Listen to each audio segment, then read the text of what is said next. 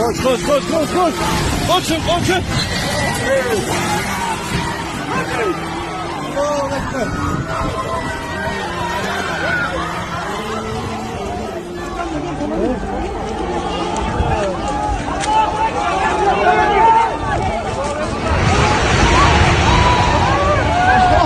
Allah'ım. Hayır. Hayır. Gelme. La la la.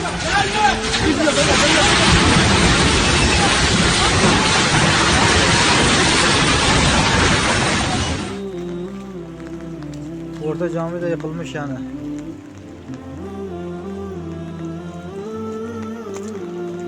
Orada cami bile yapılmış yani. Allah'ın var ya, kurban oldum, Allah var yani. Bir felaket yani. Amin abi, amin.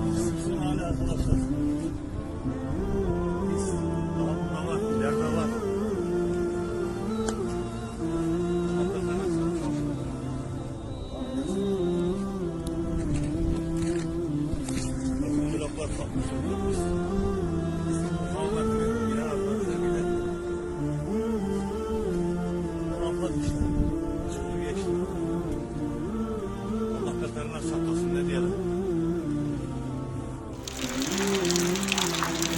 Yani çok kötü bir deprem oldu yani. Yani salım yüzüne yani çok az kaldı yani. Yine yeni binalar kalmadıysa yani ayakta, eski binalardan yani hiçbir bina kalmadı yani.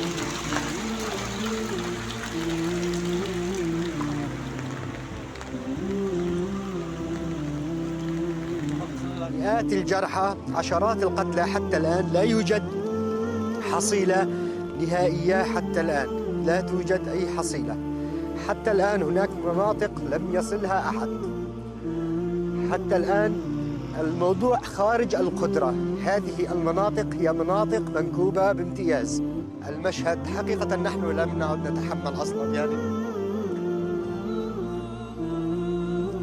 كارثة إلى كارثة يعني وضع الناس لا يحتمل حقيقة وضع الناس لم يعد يحتمل